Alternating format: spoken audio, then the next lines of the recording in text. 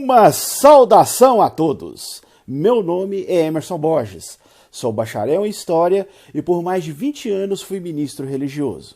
Sou escritor desse livro, A Bíblia sobre Escrutínio, e baseado no meu livro, toda semana aqui nesse canal nós analisamos um tema bíblico com profundidade. O tema de hoje é Os Apóstolos de Jesus. Mas antes de entrarmos no assunto, não se esqueça de dar o joinha aí no nosso vídeo, estoure esse like de joinhas aí para nós. Isso é muito importante. Inscreva-se em nosso canal, comente, compartilhe e não se esqueça de acionar o sininho de notificações. Se você quiser adquirir o meu livro, eu vou deixar aqui na descrição desse vídeo os links aonde você pode adquiri-lo. E se você quiser assistir os outros vídeos da série que nós já fizemos, também vou deixar aqui na descrição desse vídeo os links para que você possa assisti-los. Segundo os evangelhos que estão nas Bíblias atuais, Jesus passou uma noite inteira orando a Deus, pedindo sabedoria para escolher aqueles que seriam seus seguidores mais íntimos, os chamados apóstolos. Se você abrir a sua Bíblia aí e acompanhar o Evangelho de Lucas, capítulo 6, versículo do 12 ao 16, você vai observar essa ocasião. Naturalmente, era uma decisão muito importante, porque esses homens, eles iriam ser ensinados a continuar o trabalho de Jesus. Eles teriam aquela missão de propagar os ensinos de Jesus, e de fazer discípulos até a parte mais distante da terra, conforme o próprio Jesus disse que eles iriam fazer, segundo registrado em Mateus 28, 19 e 20 e Atos capítulo 1, versículo 8. Obviamente, Jesus procurou escolher pessoas que tivessem certas qualidades, essenciais para liderar a obra tão importante, como qualidades como humildade, mansidão, brandura, autodomínio, modéstia, qualidades que com certeza ajudariam eles ali no relacionamento entre eles e na obra tão grande que havia para eles fazerem. Dentre centenas de discípulos que acompanhavam Jesus, ele escolheu 12. E, pelo visto, segundo a avaliação de Jesus, esses 12 teriam essas qualidades essenciais para continuar o trabalho e divulgar a mensagem de Jesus depois da morte de Jesus. Mas, se nós fizermos uma análise mais profunda das Escrituras, nós vamos observar que Jesus ele foi muito infeliz nessa escolha. Nós vamos ver que, apesar de Jesus ter achado que esses 12 tinham as qualidades necessárias, que eram as pessoas ideais para serem escolhidas como seus apóstolos, nós vamos ver que no decorrer de suas vidas, eles demonstraram atitudes totalmente contrárias às que eram necessárias para esse trabalho. E nós vamos observar que, apesar de Jesus ter ficado uma noite orando, para escolher isso, pensou bem, nós vamos observar que a escolha dele foi totalmente equivocada. Por exemplo, vamos começar o nosso estudo aqui no livro de Marcos, no Evangelho de Marcos, capítulo 9, versículo 33 e 34. Ali, nós vamos observar, se você quiser abrir a sua Bíblia aí e ler, você vai observar que, desde o começo, esses escolhidos apóstolos, eles tinham a tendência de ficar discutindo quem seria o maior entre eles, mostrando aí uma ambição, um orgulho e um egoísmo muito grande.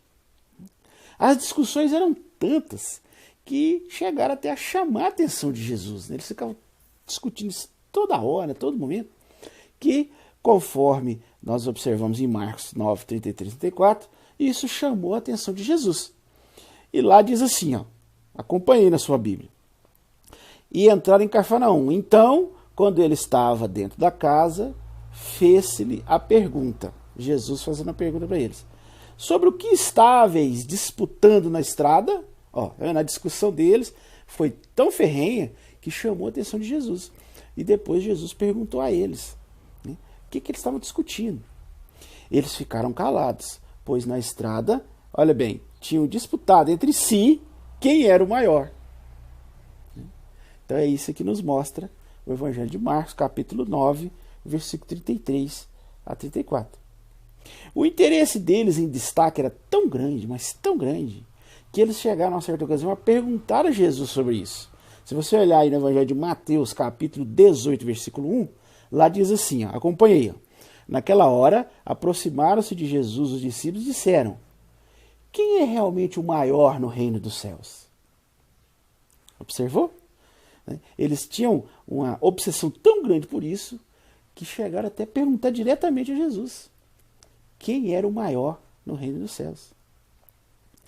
Essa obsessão por destaque e essa obsessão por posição, né, pelo visto que não saía da cabeça deles. Porque, segundo Lucas, o Evangelho de Lucas, capítulo 9, versículo 46, ali diz assim, ó, acompanha aí, Lucas 9, 46. Chegaram então a raciocinar quem dentre eles seria o maior deles. Olha bem, né? Eles sempre raciocinando sobre isso. Essas frequentes discussões, não raro, acabavam em desentendimentos acalorados. Né? Se você olhar em Lucas, capítulo 22, versículo 24, lá diz assim, ó, no entanto, levantou-se também uma disputa acalorada entre eles, sobre qual deles parecia ser o maior. Olha, isso está registrado no Evangelho de Lucas, capítulo 22, versículo 24. Alguns dos apóstolos chegaram até mesmo a usar certos artifícios para tentar conseguir uma posição maior, né? Uma posição maior para com respeito aos demais apóstolos. 2 deles, olha bem, chegaram a usar um esquema muito suspeito.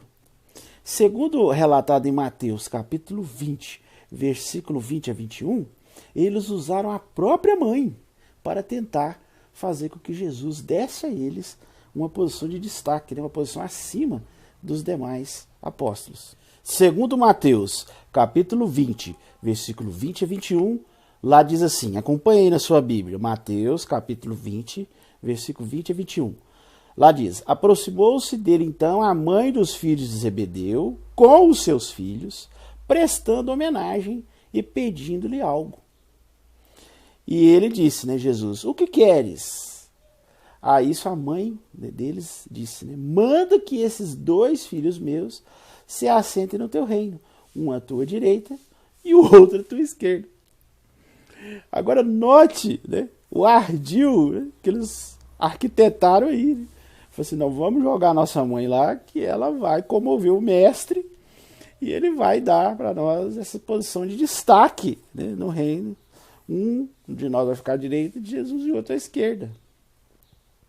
Então você veja que ponto chegavam os apóstolos nessa tentativa, nessa disputa, né, desenfreada, né, nessa ambição, nesse desejo egoísta por destaque. Agora imagine a confusão que deu isso aí quando os outros 10 apóstolos ficaram sabendo, né, desse ardil criado por esses 2, né, usando a própria mãe. Segundo o relato de Mateus, no capítulo 20, versículo 24, veja qual foi a reação dos outros 10 apóstolos. Diz assim, ó, quando os outros 10 ficaram sabendo disso, indignaram-se com os 2 irmãos. Né, eles ficaram enfurecidos. Realmente, a gente percebe, ao analisar a Bíblia com mais profundidade, que os apóstolos tinham realmente essa obsessão por destaque, né, e por ter uma posição maior que o outro.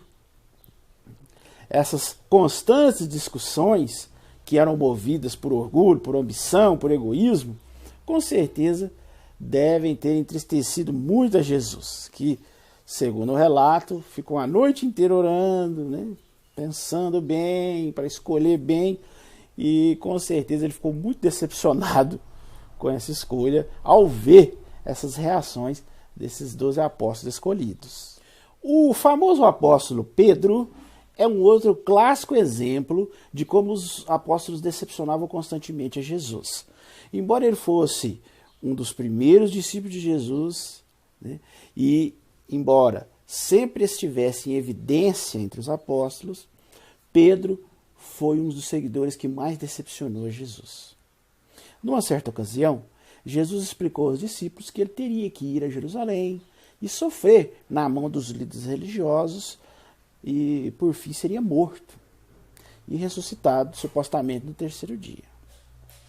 Quando Pedro ouviu isso, ele tentou, né, censurar Jesus ali, né?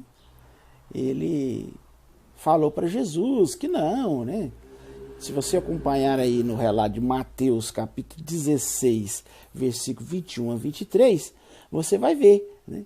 Note aí, faça a leitura do relato aí na sua Bíblia. Você vai observar, né, que Cristo fala isso, que ele tinha que ir lá e tal, né, que ele teria que morrer à mão dos principais sacerdotes, e Pedro começa a censurá-lo, dizendo: "Sê benigno contigo mesmo, Senhor. Não terás absolutamente tal destino." Mas veja qual foi a reação de Jesus. Jesus, voltando as costas, disse a Pedro: "Para trás de mim, Satanás. Tu és para mim pedra de tropeço, porque não tens os pensamentos de Deus, mas os de homens." Observou? Então, Pedro, ele todo afoito, né, já foi logo falando para Jesus: "Não, você não precisa disso não, né? Você tem que ser benigno contigo mesmo, você não precisa ter esse fim, né?" E Jesus, mais do que depressa, né, dá um corte em Pedro e fala assim: "Sai para trás, Satanás." Quer dizer, chamando Pedro de Satanás. Quer dizer, de uma pessoa que estava se opondo a ele, né, uma pessoa que estava sendo um obstáculo para Jesus, né? E chega a falar que Pedro estava sendo uma pedra de tropeço para ele. Já imaginou, né? Então, veja que Jesus, provavelmente, conforme esse relato demonstra, ele ficou profundamente decepcionado, né, com o apóstolo Pedro, que era um que ele tinha muita expectativa, né? Era um apóstolo que ele esperava muito dele, mas constantemente esse apóstolo o decepcionava. Pedro mostrou uma prepotência, um sentimento de superioridade sobre os outros 11 apóstolos, numa outra ocasião, quando ele declarou que, embora todos os outros pudessem tropeçar em relação a Jesus, ele nunca faria isso. Ele afirmou de forma toda soberba, né, arrogante. Ele falou assim: "Mesmo que todos os outros tropecem e te abandone, eu jamais faria isso." Ele até declarou que estaria disposto a ir para a prisão ou até mesmo morrer com Jesus. É interessante que os outros apóstolos também, depois que Pedro fez isso, porque eles ficavam naquela disputa de saber quem era o maior entre eles, quem tinha uma posição melhor, a hora que Pedro falou isso, eles correram atrás também, afirmando que também, se fosse preciso, que eles também morreriam, né? Eles morreriam junto com Jesus. Mas o relato da Bíblia diz que Pedro fez isso de primeiro e de uma maneira mais intensa do que os outros.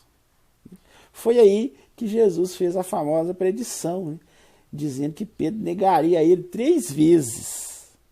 Esse interessante relato, né, está registrado no Evangelho de Mateus, capítulo 26, versículo 31 a 35, aonde Jesus fala para Pedro que, apesar de toda aquela confiança dele, ele ia traí-lo por 3 vezes. Você pode acompanhar na sua Bíblia esse interessante relato. Apesar de toda essa confiança de Pedro, né, se nós acompanharmos o decorrer da história, quando eles chegaram ali no jardim de Getsemane, na última noite da vida de Jesus, né, estavam ali perto de Jesus Pedro, Tiago e João, num lugar ali onde Jesus começou a fazer uma oração fervorosa, e eles estavam próximos. E se você observar no relato de Mateus capítulo 26, versículo 36 a 45, ali os apóstolos acabaram dormindo, né? Jesus ali todo angustiado, né, em agonia, fazendo aquela oração mais fervorosa, e Jesus pediu que eles ficassem orando também, e eles dormiram. E visto que Pedro foi o que, né, naquela ocasião anterior, né, afirmou, né, com todas as letras, que ele ia com Jesus até o fim, que ele jamais ia abandonar Jesus, que ele, se precisasse até morreria junto com Jesus, mostrando toda aquela disposição, né, mostrando toda a confiança. Provavelmente por isso é que Jesus, né, ao ver que ele estava dormindo, chegou nele, né, e fez a seguinte pergunta. Né? Ó, ele diz assim: não pudesses vigiar comigo nem mesmo por 1 hora? Isso está registrado no Evangelho de Mateus, capítulo 26. Né? Mas a pior decepção ainda estava por vir. Né? Essa não era a pior decepção. Né? Depois que Jesus foi preso, todos os apóstolos abandonaram. Né? Todos. Você vê que lá atrás todos eles estavam confiando. Não, nós estamos contigo, nós estamos até o fim, se precisar a gente morre com você. Mas a hora que o negócio ardeu mesmo, todo mundo ó, sumiu. Inclusive o todo confiante e soberbo Pedro. Né? Só que, segundo o relato de Mateus capítulo 26, se você ler o capítulo inteiro, você vai observar que depois de algum tempo, Pedro resolveu seguir a turba que prendeu Jesus a uma boa distância. E ajudado por um outro discípulo, né, que o acompanhou até a residência do sumo sacerdote, Pedro ele conseguiu entrar no pátio, né, da casa do sumo sacerdote, como está registrado no Evangelho de João, capítulo 18, versículo 15 e 16. E ele não ficou ali num canto escuro, né, discreto, se escondendo, não. Ele foi se aquecer junto ao fogo. E a luz do fogo possibilitou que as outras pessoas lhe reconhecessem ele como um companheiro de Jesus. Né? E o sotaque galileu dele aumentou ainda mais as suspeitas.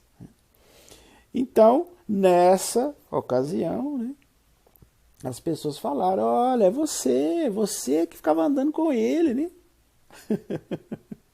Você era um dos seguidores dele, né? E ele começou a negar Jesus. Não, eu nem conheço esse homem, né? Se você observar em Mateus 26, capítulo 26, versículos 69 a 75, lá ele nega Jesus por 3 vezes. Não foi nenhuma nem duas, não, foi 3. Quando ele foi acusado de ser seguidor de Jesus, ele, além de negar, ele falou com todas as letras que jamais conheceu esse Jesus. Chegou até mesmo a praguejar, né? O relato diz que ele chegava a praguejar com veemência a sua negação. Né? Porque o relato diz assim, ó, ele principiou a praguejar e a jurar: não conheço esse homem de quem falais.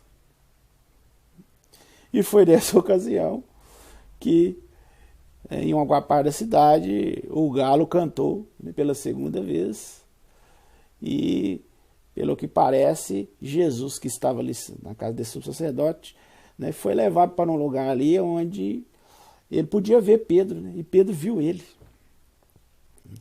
E aí ele olhou para Pedro, né, o todo confiante Pedro, né, que disse que jamais ia negar Jesus, negando Jesus e praguejando e jurando para tudo quanto é santo ali, jurando pela própria mãe dele, se fosse necessário, que ele não conhecia Jesus.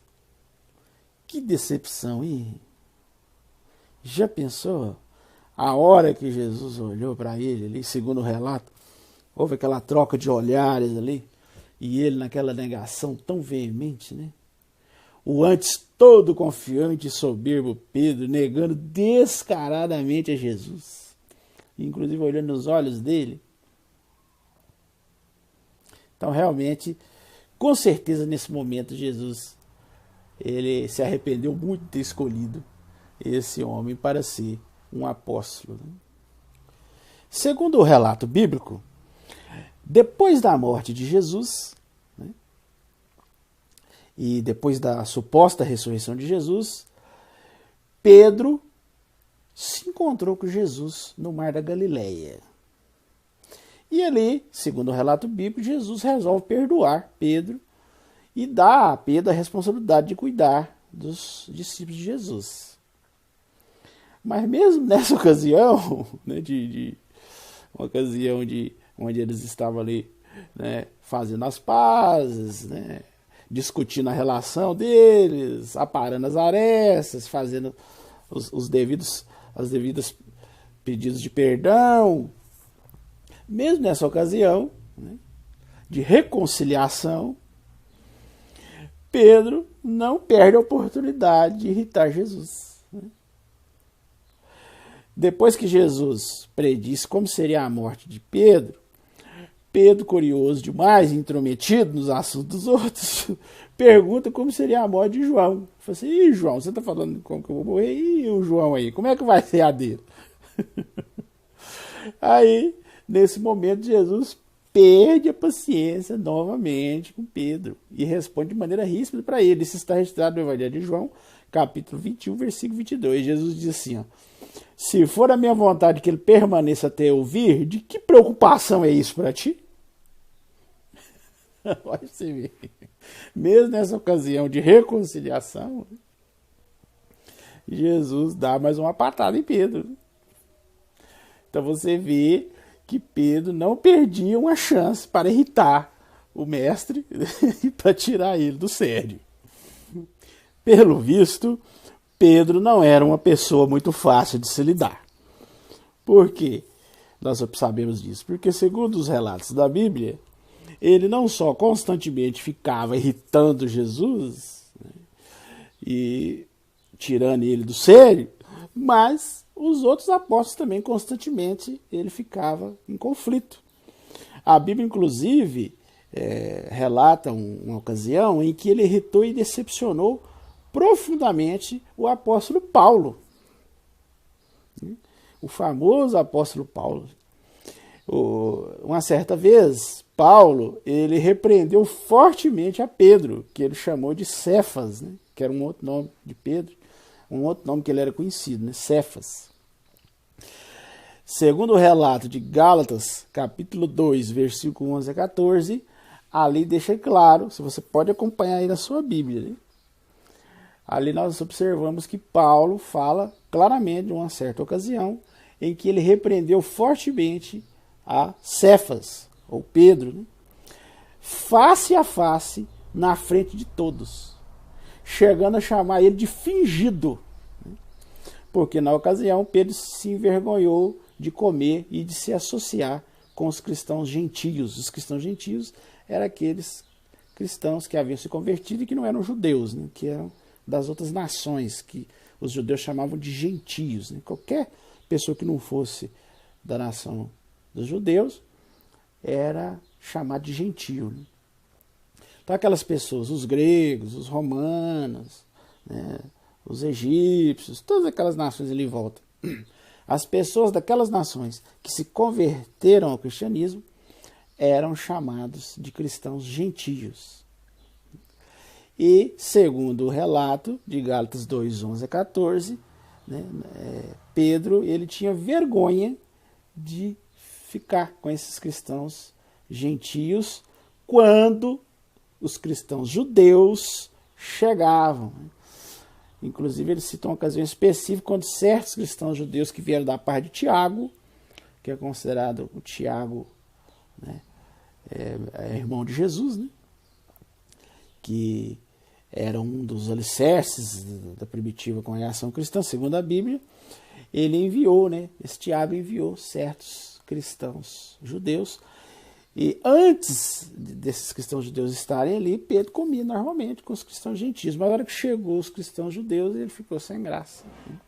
Ele ficou, se sentiu constrangido e não se sentava mais à mesa com eles. E Paulo virou na cara dele e falou: só você é um fingido, porque você, quando os enviados de Tiago não estavam aqui, você ficava aqui no meio, né, dos gentios. Agora que eles chegaram, você fica aí separado, né? Então, isso irritou profundamente o apóstolo Paulo, né, que chegou até mesmo a registrar essa desavença. Se você quiser confirmar aí na sua Bíblia, está registrado na carta aos Gálatas, capítulo 2, versículo 11 a 14. Brigas e desentendimentos eram algo comum entre os primitivos cristãos. E na Bíblia nós encontramos diversas passagens que mostram isso. Por exemplo, na carta aos Filipenses, capítulo 4, versículo 2 e 3, ali nos relata uma experiência entre duas cristãs chamada Evódia e Sintique. Elas eram cristãs experientes da cidade de Filipos, né? E pelo visto tiveram ali uma forte discussão. E chegaram até mesmo a não falar mais uma com a outra. Estavam brigadas mesmo. A briga foi feia. E foi uma briga tão feia, né? Uma briga assim, que causou tanta comoção, que o escritor da carta aos Filipenses, que era a cidade, né, ali, Filipos, que quando fala assim, carta aos Filipenses, então isso quer dizer que é uma carta que foi enviada aos cristãos ali que moravam na cidade de Filipos, né? Quem morava na cidade de Filipos era considerado um filipense, né? Então, quando fala carta aos Filipenses, é uma carta direcionada aos cristãos ali daquela comunidade. Então, o escritor dessa carta, ele viu, a briga foi tão feia que ele viu a necessidade de citar diretamente as duas, aconselhando que elas resolvessem a diferença entre elas. Está em Filipenses, no capítulo 4, versículo 2 e 3, onde ele fala claramente, se você quiser acompanhar aí na sua Bíblia, ó, exorta Evódia e exorta o Sintique a serem da mesma mentalidade do Senhor. Sim, solicito também, genuíno companheiro de julgo, que persistais em auxiliar essas mulheres. Então veja que a briga não foi fácil não, né? Foi uma briga feia e que chegou até mesmo a induzir o escritor da carta aos Filipenses a colocar esse assunto ali para que fosse resolvido. Então realmente foi um desentendimento muito feio entre essas duas cristãs. Numa outra ocasião, surgiu um problema também, só que agora entre o apóstolo Paulo e seu companheiro de viagem Barnabé. Quando eles estavam para partir em sua segunda viagem missionária, Barnabé queria levar com ele seu primo Marcos. Contudo, Paulo não queria que Marcos fosse, visto, segundo Paulo, que Marcos tinha deixado eles durante a primeira viagem missionária e voltou para casa. Então Paulo achava que ele não agiu corretamente, né? O fato de Marcos ter abandonado eles na primeira viagem missionária, ter ido embora no meio da viagem, então para Paulo isso aí era um indício de que ele poderia fazer isso novamente, né? E não era assim de total confiança, né? E ele preferia não levá-lo. Já Barnabé já pensava diferente, né? Achou assim, não, ele provavelmente ele nos abandonou, ele teve os motivos dele, mas agora ele está mais decidido, com certeza não vai nos abandonar mais. Então, Barnabé quis dar uma segunda chance para o rapaz. E os dois começaram a discutir se leva ou não leva o Marcos, né? E essa discussão foi aumentando até o ponto que está registrado aqui no livro de Atos, capítulo 15, versículo 37 a 40. Veja a que ponto chegou essa discussão. Diz assim, ó, em vista disso, houve um forte acesso de ira, de modo que se separaram um do outro. Olha bem. Eles começaram a discutir se levavam ou não Marcos, e essa discussão foi ficando acalorada, foi aumentando a tal ponto que eles chegaram a ter, segundo o relato de Atos 15, 37 a 40, um forte acesso de ira. Eles ficaram irados um no outro. E resolveram se separar, porque senão eles iam acabar entrando em luta física, devido ao desentendimento, ao nervosismo que eles estavam. E eles realmente se separaram, e segundo o relato bíblico, cada um seguiu o seu caminho, né? Pelo visto, isso não foi uma pequena altercação, né? Mas, porque a frase que a Bíblia usa, forte acesso de ira, né? Isso indica algo realmente, uma briga grande, né? Não é uma briguinha comum. Então, é mais um relato, né, de confusão, de altercação entre os discípulos de Jesus. A Bíblia contém vários desses relatos.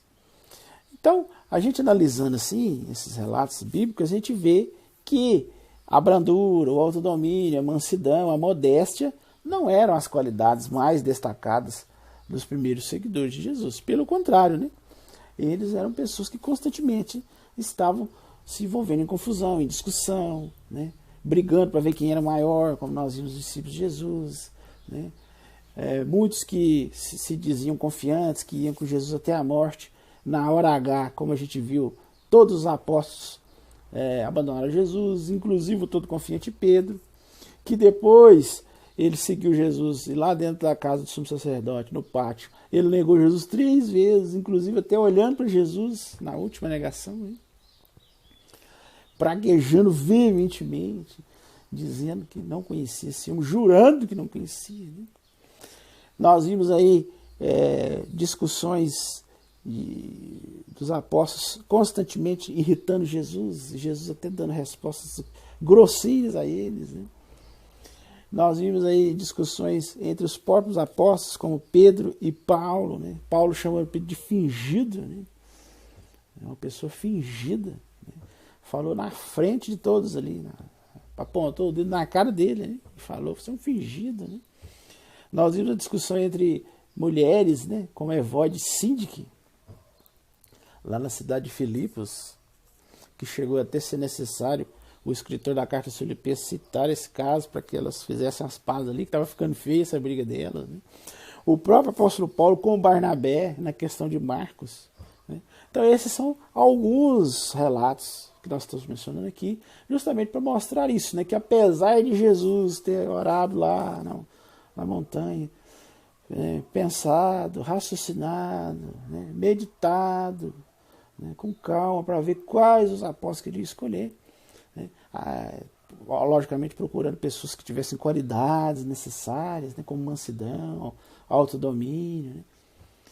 E lealdade, mas a gente percebe que ele pensou, né? Meditou durante uma noite inteira, mas as escolhas dele realmente não foram escolhas muito felizes, né? Escolheu pessoas que o decepcionavam constantemente, né? O traíram, negaram ele, né? Então assim, a gente percebe que mesmo a Bíblia tentando dar um ar assim, romantizado na história, porque a gente sabe, como eu já falei em outros vídeos, né? Que esses evangelhos que nós temos hoje, esses 4 relatos, é apenas uma pequena amostra da quantidade de relatos que havia nos primeiros 300 anos do cristianismo.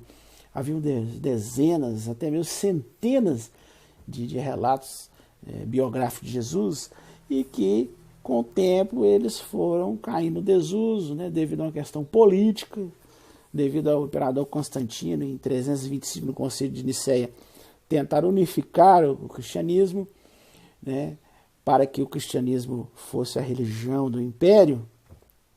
Então ali ele foi descartando centenas de outros relatos biográficos de Jesus, de outros evangelhos, e escolheu esses 4, que com certeza foram escolhidos a dedo, né? Foram filtrados, né? Foram amaciados, porque se nós observarmos os outros evangelhos, se nós pudéssemos ver esses outros evangelhos, com certeza a gente ia ver muito mais relatos assim, mostrando a verdadeira face dos discípulos de Jesus, né? Suas constantes brigas, desentendimentos.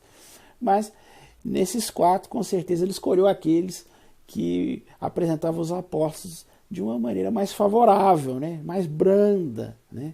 Mais macia, né? E com certeza também com o tempo eles foram modificando, né? Foram dando uma maciada no relato. Então, mesmo assim, né?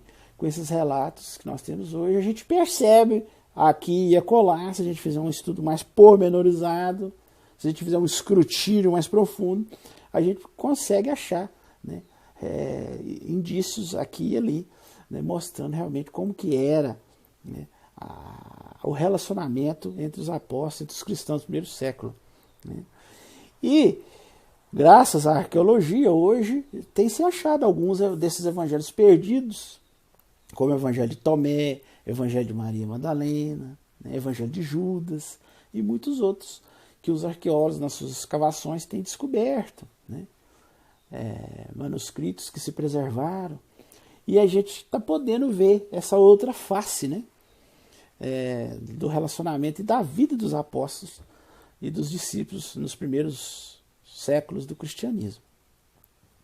E com certeza nós esperamos que mais possam ser achados para que a gente tenha uma visão maior e mais ampla de como que era os primeiros anos do cristianismo, a formação do cristianismo, né? Porque hoje a gente tem apenas uma pequena amostra e que ainda foi, né, devidamente peneirada, né, amaciada, suavizada, refinada, né, escolhida a dedo. Mas como nós vimos aqui, mesmo assim, a gente ainda consegue achar alguns indícios de como realmente eram os apóstolos no início do cristianismo e como que era o relacionamento entre eles. Bem, esse era o assunto que nós iríamos analisar hoje, né?